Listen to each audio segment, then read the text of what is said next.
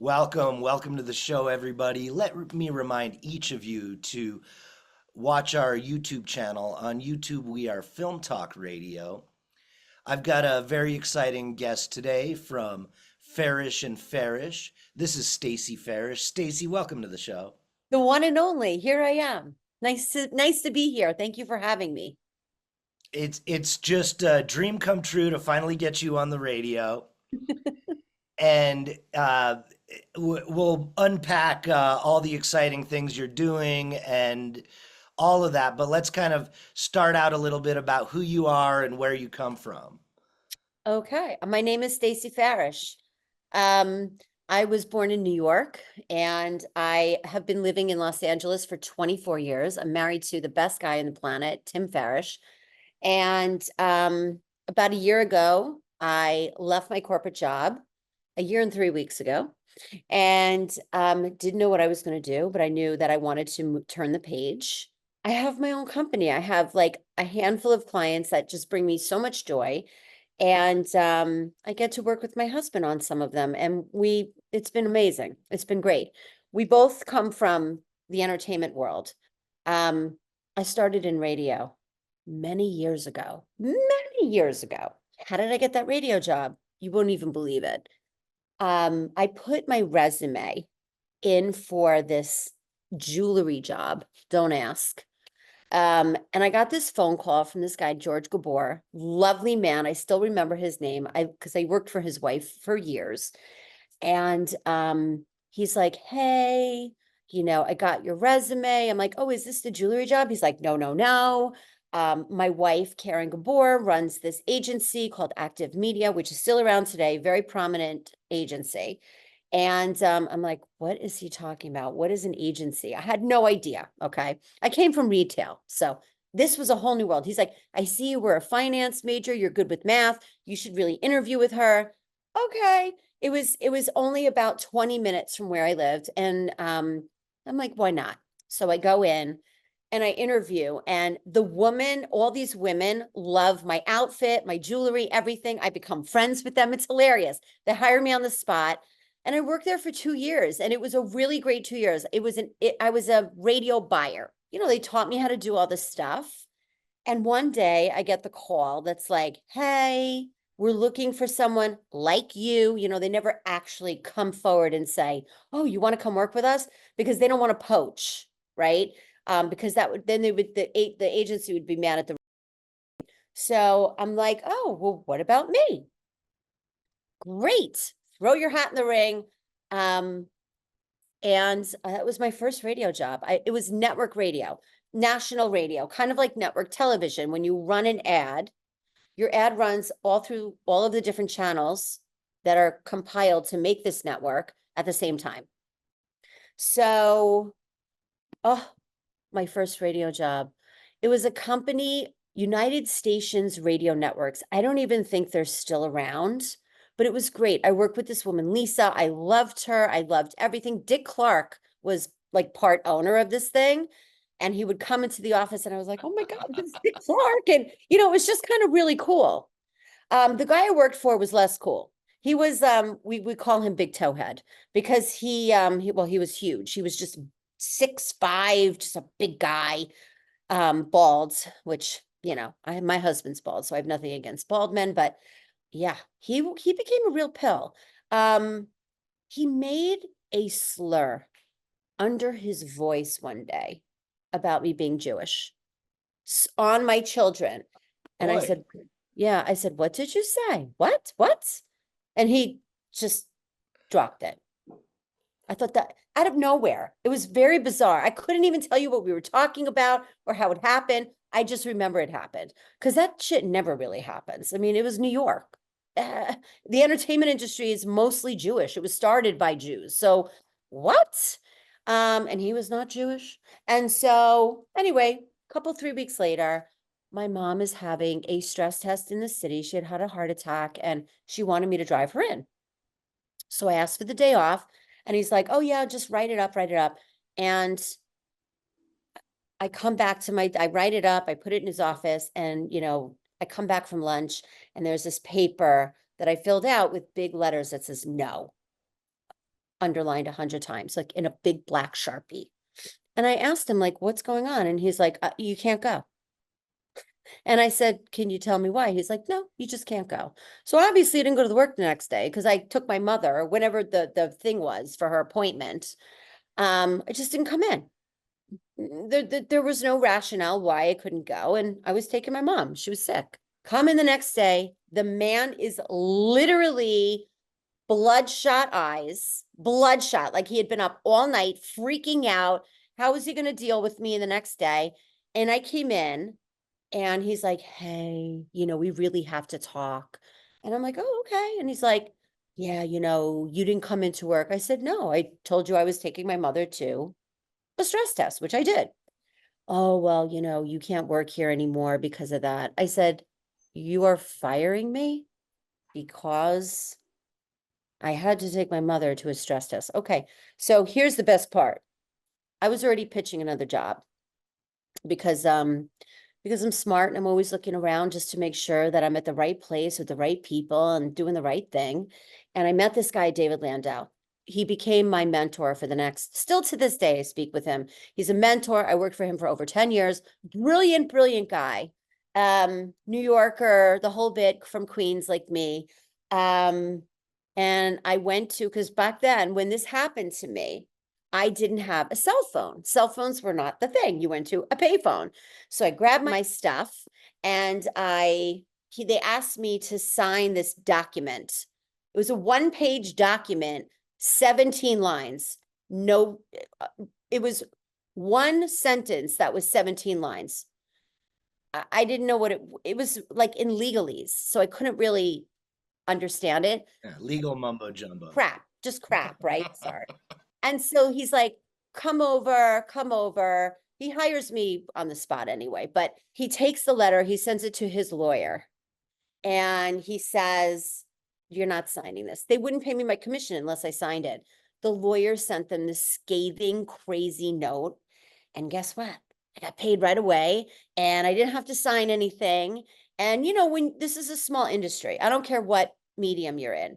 Radio, small, even though radio is massive and it's national and that whole bit, but pretty much the network people in New York know everybody, the network people in LA know everybody, and so on and so forth. So when I would go to different events, I would see Big Towhead and he'd be like, oh, hi, like nothing happened.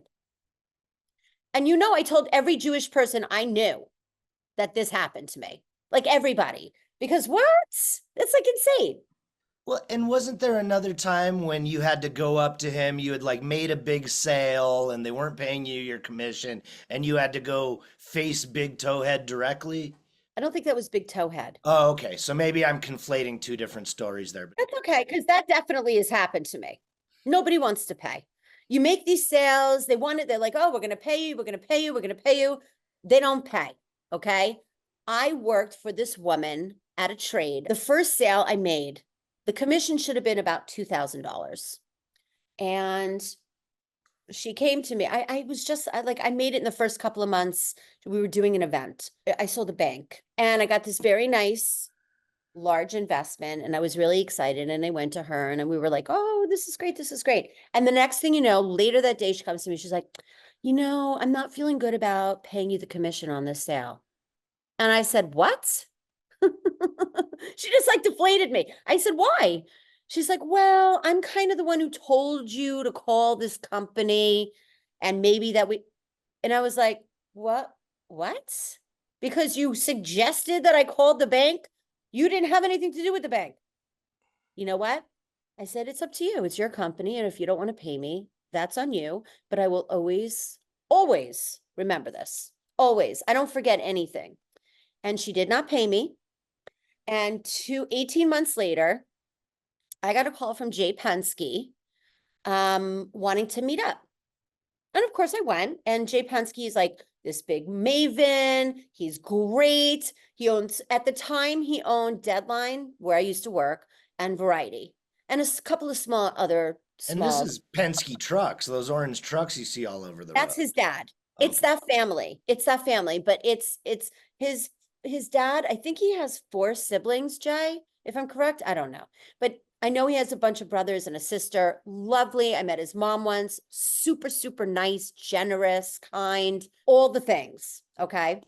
So I meet him at dinner. It's 8:30. I meet him for drinks at 8:30 at night. And he's talking about this, that, the other. And I said, hey, this all sounds so exciting. Why am I here? I said, I said, it's 8:30. I get up at 4. I'm tired. I love you. I just want to know what's next. Like, what is it? Let's take a short break for these messages and we'll come right back to hear more. Everybody, we're talking with Stacey Farish of Farish and Farish Inc. Stay tuned. Everybody, we're back. We're talking with Stacey Farish of Farish and Farish Inc. Okay. So he cuts to the chase and says, I've been watching what you have been doing at the place I was working at. I don't want to see the name. I don't want to give her a click. And so I've seen what you've done. You've done really well. I want you to come work for me at Deadline. And I said, why would I do that? I'm working for one woman who is a Looney Tunes, and then I'm going to go and work for another woman who is a Looney Tunes, because the woman who started Deadline, created it, her name is Nikki Fink. And she's nuts. She was nuts. She passed away a few years ago. God rest her soul. But she's a kookalooks. And I was like, why would I do that? Like, I'm going from the frying pan into the fryer, right? It doesn't make sense. And he's like, you won't have to deal with her. You won't have to, like be on the phone with her. You don't report to her. You report to me. So I went home. I thought about it. And my husband's like, you're nuts. He's like, you finally made this company, the company I was working at. He's like, you just got them to out of the red. You making them a profit. You've invested all this time. One day, Tim and I'm like, let's go to Disneyland. And he's like, okay, because we used to love to go during the week without the kids. I know it's a California thing. And so we both called in sick and we go to Disney, and Jay is like, texts me and says, I want to negotiate this right now. So I duck into this you can only drink in 2 places in Disney. One in, what is that place? 33, Club 33 or whatever that's called, in Disneyland proper. And then there's a place in California Adventure. So we're in California Adventure and we duck into this place and I get this big thing. I actually did do a little bit of bourbon. It was really good. It was like 11 o'clock in the morning. I need some liquid courage. I'm in Disneyland and I'm like, I have to be able to suck this in, bring it together, take it home. So we get on the phone and we negotiate. And FYI, I am the best negotiator I have ever met. And Jay thinks he's the best negotiator he ever met. So we had a really good negotiation. And a great negotiation, what is a great negotiation? I leave a little, he leaves a little, we both walk away a little unhappy. That's how you know you've won. Okay, you both gave in. I go in the next day, I give my notice, and I said I'm going to give her a month. If she needs 2 months, because I did everything there. I don't want to leave her in the lurch. No worries. I said, you would want me to do this if I was, leaving you. He said, yes, I would. Such a gentleman. I go in, I give my notice. She goes nuts. Absolutely bananas. Tells me she treated me like a sister. And I said, would you withhold $2,000 from your sister? Like, I don't think you would. And she's like, what are you talking about? I'm like, oh, the commission on the bank sale that I made. You don't remember that? Yeah, that's why I'm leaving, because you didn't pay me and you screwed me over. It's simple. I don't trust people who don't pay me. It's ridiculous. So I get in my car. The next 2 seconds later, Jay calls me. He's like, it didn't go well, did it? He must have, Hollywood is full of people who are talking to other people and telling other people what's going on. So I said, no, it didn't go well. She told me to get out. I wasn't even allowed to pack my things. She said she would mail them to me. And anyway, the net of it was, I went to Deadline. I was there for 11 years. It was one of the greatest jobs I'd ever taken. Nikki Fink did come for me many times, but she was a little bit of a kooklooks, but she was also this brilliant mind. It was like, I don't know how to explain it. You talk to people and you're like, they're smart, but they're also kind of crazy. That was her. And she got my number from someone, and I would know her cell phone. So she would call me from burners. I swear to God, you can't make it up. One time she told me, she called and said she hated me and my children. Never met my children before in my whole life. She's just crazy. The next day she calls and says, you really know what you're doing. I just got my commission check. Oh, you really are good. I'm like, oh, thank you. So, that was kind of like a crazy thing. And it is sad that she passed away. And, all things come to an end and, she'll be missed. But I did so many great things there. I kind of loved it. I don't know, but I loved it. You know how like you've done everything you can at a place and then you're like, what is next? I'm that person. 11 years Yeah, is you made it the biggest entertainment magazine in the world. I mean, during those 11 years. I did. Obviously with like a ton of people around me helping. I was the 14th employee hired. And when I left, there were 81 employees, people that I will keep in touch with for the rest of my life, like friends, which is nice. Some of them even turned into be like family. And yeah, it was just great. I was ready though for the next whatever it is. I just turned 56 a few days ago, so I'm not old, I'm not young, and I wanted to kind of like figure out what I was going to do. And I'm doing it. I'm making it happen. Yeah, and when I met you, it was in Cannes, and this is when you were still with Deadline before the Yes. formation of Farish and Farish. Yes. You were wearing a hat with a Yeah. Z on it. Yeah, I was wearing a hat from the restaurant Dolina. Of course, it's on Guadalupe Street, and they have, the best the lemon tarts to die for. Oh, I got to try it. I've never been. And so we're on the beach in Cannes at like a shindig or a party, and At the American Pavilion, we had that big party. It was packed. yeah, and so you were with your colleagues, and I was with some new friends, and you and I got to talking because you noticed that my hat said Santa Fe and had a Zia symbol on it, right? I walk right up to you and I'm like, hey, are you from Santa Fe? And you're like, yeah. You were so happy. You had a beer in your hand, a cigarette in the other hand. You're like, yeah, I'm from Santa Fe. And I have my first tattoo I ever got is of a Zia. And I got it in Santa Fe. So I showed it If to you. you're listening, it's on her wrist, and she Um, showed it to the camera. yes. It's about the size of a silver dollar. Yeah, it's cool. It's my favorite tattoo. And I showed it to you and you're like, "Oh, that's cool. Are you from Santa Fe?" I'm like, "No, but it is my happy place and I've been going there for 30 years and I'm going to retire there." And you're like, "Oh, that's great." I'm like, "What do you do?" And then you told me that you started this film festival and I'm like, "Ooh." I said, "I want to come to the film festival. What could I do for you?" And you're like, "Well, what do you do here?" You were like sussing me out. You were like, well, what do you do at Deadline? I think you even asked me like, I think you even asked me like, what do you write? Like, what do you do? Yeah, I must have thought you were a writer, not the vice president of the company. And I said, no, I'm not a writer. I don't have a beat. I think you might have asked me what my beat is.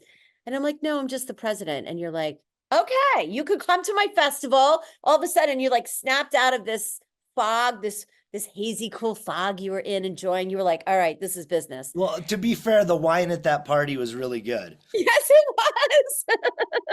The wine and the food, everything, the view. We had a view of the bay. Oh, it was so pretty. Yeah, they had these like little liver on or pate on like toasted, Like the little called crostinis. toasted crab. Yeah, those were great. So good. So I remember you're like, oh, do you have a card? I'm like, nope, I'm on the site. Find me and I will help you. The next day, you wrote me an email. I need help. And I said, what do you need help with? And you said coverage. And we came and covered. And I have fallen in love with this festival. Santa Fe International Film Festival, by far, for people who do not know this, who are not in the industry, okay? Even if you are in the industry, I'm going to say it anyway. And no, this is not a paid message. This is just my belief, okay? Santa Fe proper has 15 Oscar voters who live there all year round, okay? That is the largest number of Oscar voters in any regional film festival outside of New York and Los Angeles. That is huge. And I said to Jacques, how can I help you grow this? How can I be part of this? And I was like, I want to come and work. He's like, you're not working. I'm like, I want to work. I want to work. I came to the festival for 3 years. I love it. I can't wait to come again this year. It's in my favorite city. I don't think people really understand Santa Fe. And I know we're not supposed to be talking about Santa Fe, but I can't help it. I love it. You can talk about Santa Fe. I'll allow it. Okay, good. Santa Fe is so much about the arts, whether you're a writer or a painter or a sculptor or even ballet. They have ballet, they have a world-class opera house, state of the art. I've been to opera houses all over the world. And I've never quite seen one like this. The food, I'm a huge foodie, as you know. I like to eat well. I like to eat cheap and high. I call it high-low. You could eat any of this in Santa Fe and it's all good. Doesn't matter. You can go to a cart and spend $6 and have a delicious lunch. So I just love it. And we're moving there in a couple of years. Stacy, hold that thought and let's take a short break for these messages. Everybody will be right back. We're talking with Stacey Farish from Farish and Farish Inc. and we'll be right back. Welcome back, everybody. We're talking with Stacey Farish of Farish and Farish Inc. Stacy, so before we went to the break, you were talking about moving to Santa Fe. Tell me more.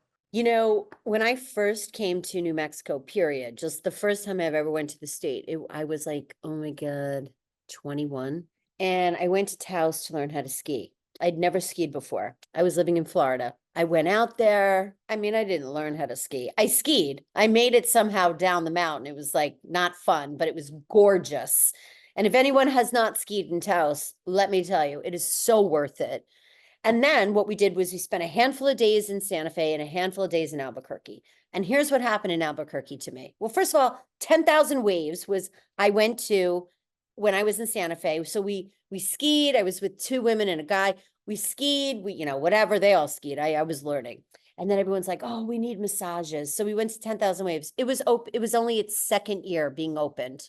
And so obviously through the years, it has grown and changed. It's so gorgeous. So after that, we went to Albuquerque. And the guy I was with, Steven, he had a friend from college who owned a house in Albuquerque and he was making us lunch. And I walked in, he has this great, which I know now is called an adobe house. I didn't know what it was called. I had no idea. And we walk in and I'm like, oh my God, I love this here. And we sit down. He gives me this tortilla with these strips and cheese. And I'm like, what are these little strips? He's like, oh, those are chilies. Just try it. I ate that thing up in 3 seconds. I think I had 4 of them. I ate until there were no more chilies left. It was the most delicious thing I'd ever had. And ever since then, I've been coming back every single year, multiple times a year. And then, of course, when I got married, I said to my, soon-to-be husband, we have to go to Santa Fe together because it's my favorite place in the world. And I have to make sure you're going to like it because that's where I am going to end up. And he's like, oh, I've been a million times. I absolutely love it. And we went there on well, now they call it a baby moon, like right before you have a baby, you're supposed to like go away. The baby moon wasn't even invented. Okay. So we just went. I was 7 months pregnant and we had the best time. And I ate my way through Albuquerque and Santa Fe. And we always said when we're ready, and you know what? Both of our kids one of them is graduating college at the end of the year. One of them is in her second year of school. Oh, what are we doing? Tim has a job that he it's not full, it's 4 days a week. So he has that. And then he does Farish and Farish with me. And so he'll be ready in a handful of years. And we're so excited. We're looking in both Albuquerque and Santa Fe. I'm probably going to end up in Santa Fe because I just love it. I can't help it. It's so beautiful. I love both cities. Albuquerque's too hot. Maybe I could see both sides. I think they both have great juju to give, So anyway, but we're coming. We came in March to kind of like suss out neighborhoods and things like that. And we've got a handful under our belts, got a great realtor. And, through this business, through me leaving Deadline and creating my own company with Tim, I have like a handful of clients out there, which is so kind of exciting because that's where we're going to live. And so I'm just super lucky. I'm super fortunate. I'm super lucky. And yeah, I can't wait. I cannot wait to get out of into this very serene, that's why they call it the city of enchantment.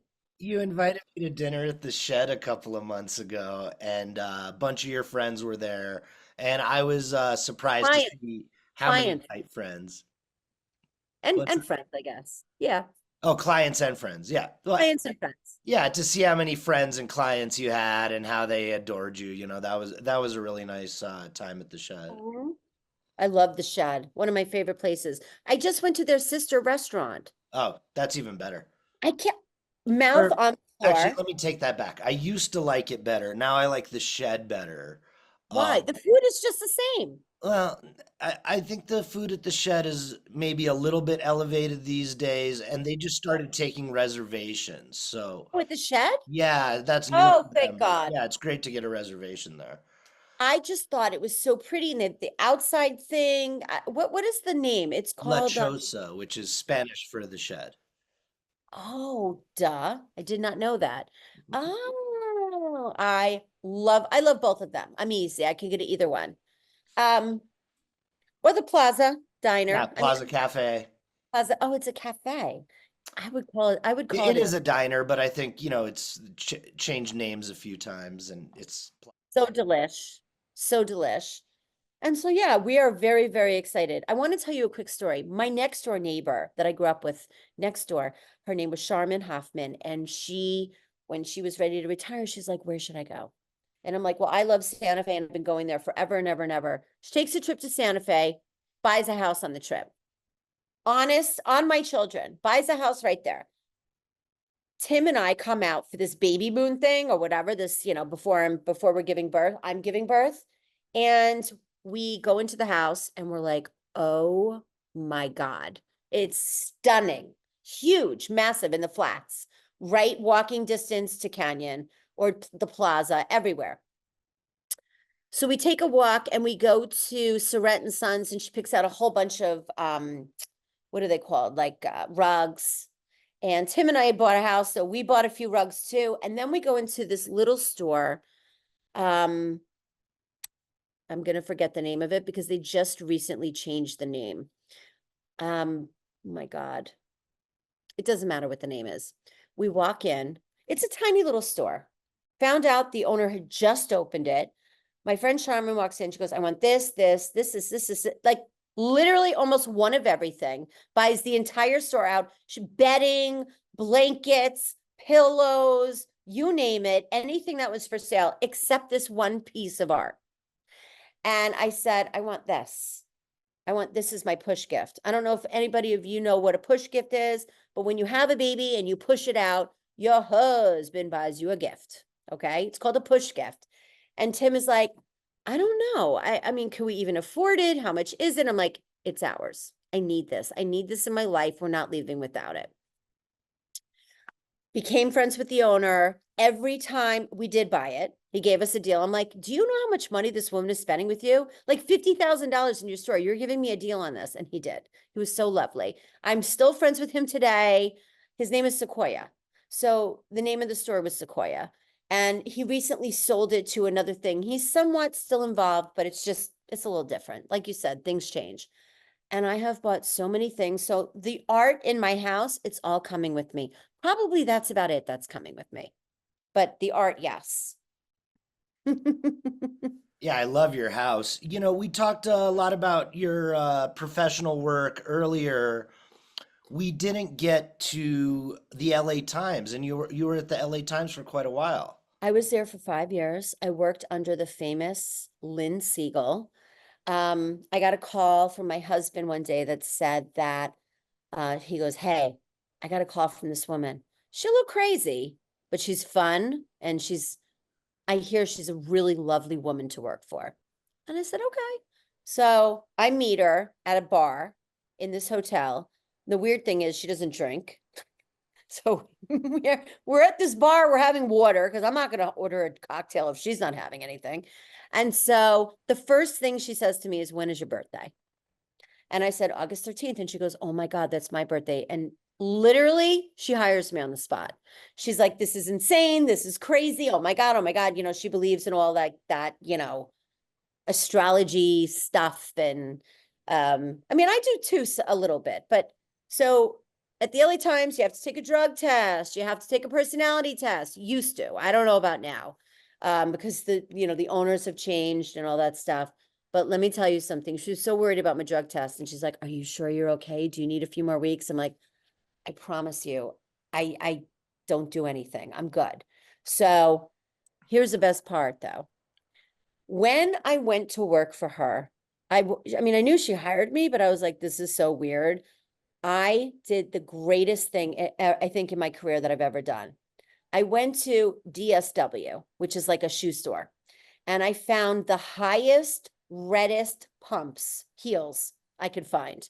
And I took one of them and I put them in a bag with tissue. And I wrote a note to her that said, if you let me get my foot in the door, I'll move the needle for you. She called me up and she's like, oh my God. We still, to this day, because we always do a birthday dinner together, still talks about the red shoe. Both of us were there for 5 years. She left before me. And I was doing really, really, really well there. In fact, I was doing so well that they called this person who ran sales, who started in the mailroom, super nice guy, schmucky, but super nice, calls me in and he says, do you know how much money you're making? First of all, if you're asking somebody that in sales, the only answer is yes, okay? And I'm like, to the penny. Do you want me to go get my spreadsheet? I keep my own logs. And he's like, no, no, no. I just want to bring it up. You're making more than the publisher. Let's take a short break for these messages and we'll come right back to hear more. Everybody, we're talking with Stacey Farish of Farish and Farish Inc. Stay tuned. Everybody, we're back. We're talking with Stacey Farish of Farish and Farish Inc. Calls me in and he says, do you know how much money you're making? First of all, if you're asking somebody that in sales, the only answer is yes, okay? And I'm like, to the penny. Do you want me to go get my spreadsheet? I keep my own logs. And he's like, no, no, no. I just want to bring it up. You're making more than the publisher. And I said, well, the publisher is not a salesperson. He's a figurehead. How could he make anything? Well, you can't make more than his salary. And I said, uh-huh. And he's like, so we're going to have to change your comp. And I said, if you change my comp, you could take this as your 2 weeks notice. 5 days later, I left. But this is how crazy that people make decisions just based on, oh, you can't make more than the publisher. Why not? I don't work for the government. This isn't like a governmental thing. Yeah, it was sad. I really loved working there. And it was just a really fun thing to do. They gave me, since I was turning television around and doing so well with TV, they gave me this category called out of home. And so basically anything in Los Angeles that you do outside your home, like buying a ticket to a theater, not movies, because that was under film, going to a theme park, things like this, right? So I spend about 6, 8 weeks going to all these really small black box theaters. Los Angeles has more black box theaters in this state than any other state in the nation. And I met with probably 50 of them. And I kept saying, like, why don't you advertise with us? Like, what is it? Are we not doing something right? What could I do better? And every one of them said, we can't afford it. The lowest rate was like $8,000 and we can't afford it. So I'm like, okay. So I went back to the paper and there was this woman, Lois Schonberger, I think is her. I might be saying the last name wrong. Love this woman so much. She was the woman who laid out the paper, put the ads in, made the edit fit. She was brilliant. She had worked there forever. And I went down there and I said, this is what I want to do. I want to create a section so that every single person that I've just spoken to over the last 6, 8 weeks can create an ad.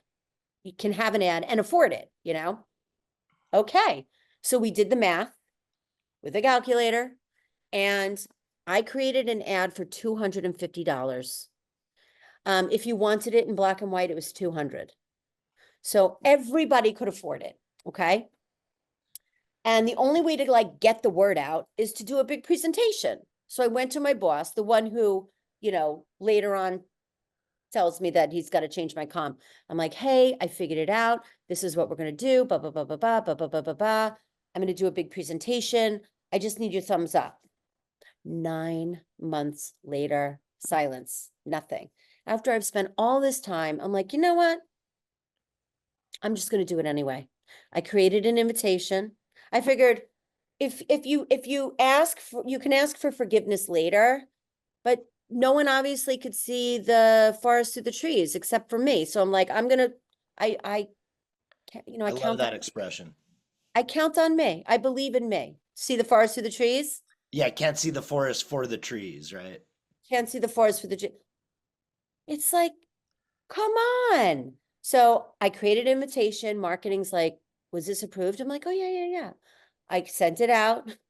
We had 120 people come in. I rented out this very large area. It's inside the LA Times. You just have to ask for like chairs and stuff. And I created a deck. And also at this time, I was wearing wigs. Okay. I don't know why. I went through a wig phase. I love wigs. I love changing the color, short, dark, blonde, whatever. And so I had this gorgeous dark wig on, curls, the whole bit. And I must have not fastened it correctly because during the presentation, I felt it. Okay. I felt it moving. I was freaking out. We were kind of at the end. I put my hand in the back of my head like this, and I held it there for probably 20 minutes through all the Q&As. But here's the best part. Everyone's funneling in. Everybody's funneling in. And I see Sally Hoffmeister, who used to run, when she was there, she ran the calendar section. And I see her coming in and she's like, hi. And the publisher was like, who is that? And what is she doing? And I said, Sally introduces me and says, oh yeah, she's creating this, she's going to give a presentation. He takes the seat right in front of my podium. Anyway, it was so successful. 9 months later, I built over $1 million, all new business. They were really, really happy. And so were the theaters. They were really happy. It was called Culture Monster Wednesdays. And it worked. I don't know if it's still there. I hope it is. But yeah, I've done some really cool stuff in my career. Oh, and that's where the fringe arts take place, is in those black box theaters. That's where all the experimentation. I mean, I think it's very cool that you were able to get in touch with these kind of very small arts groups and creative people and then bring them into the light. Well, when you add all of them up, there's more of them than just these big standalone theaters, they're just as important. Um, yeah, and I have to say, everyone, it was really kind. Everyone was like, will you come to this production? Will you come to that production? I was like a theater girl. I thoroughly enjoyed my time with everybody. Um, I've seen crazy operas downtown. I've seen everything. It was a wonder. It was a joy. Really, it was a joy. Even going through all of the figuring it out. I love that stuff, give you a problem and like kind of figure it out and make money. So I'm, I was Dawn the money girl a long time ago, and I still am. And Stacey, we've been up and down your very exciting career, and I didn't get a chance to really ask you about Farish and Farish and what the company is. You spoke a little bit about it's your husband Tim Farish, who is the other Farish in Farish and Farish. So yes, please let our listeners know what is Farish and Farish Inc. and what do you do there? Okay. So I came through entertainment on the business side. The business side meaning the money, the creation of events and ideas and all that stuff, things to sell to bring money in, revenue in. Tim came up through the marketing side, marketing and strategy.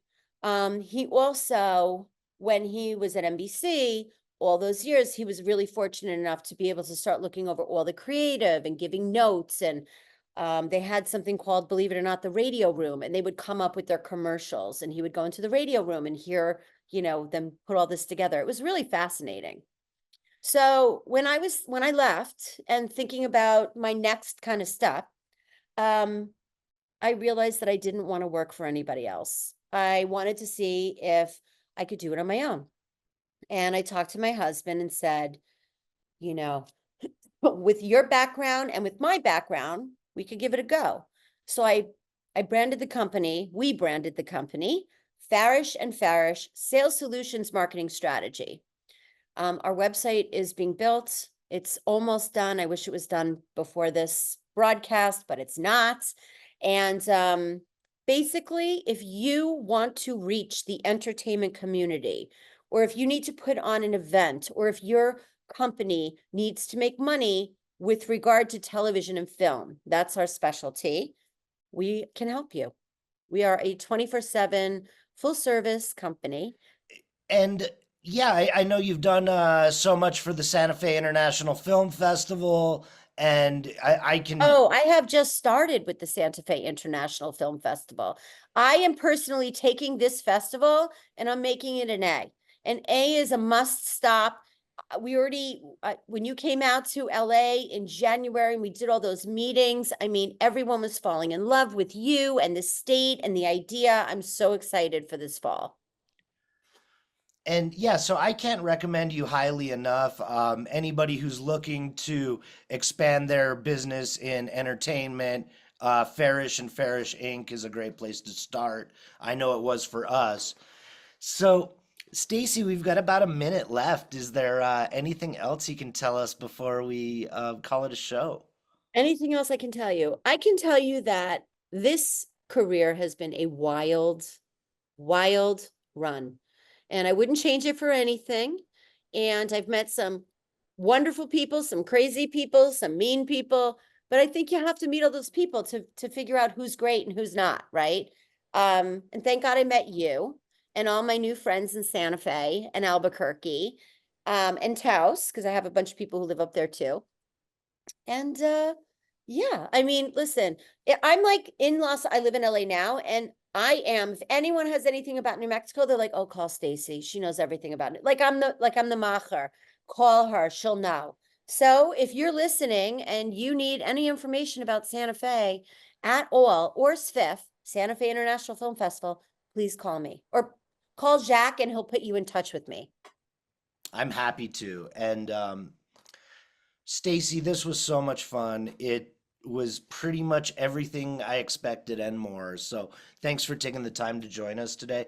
Everybody, this was Stacey Farish of Farish and Farish Inc., and we'll see you next week. Thank you.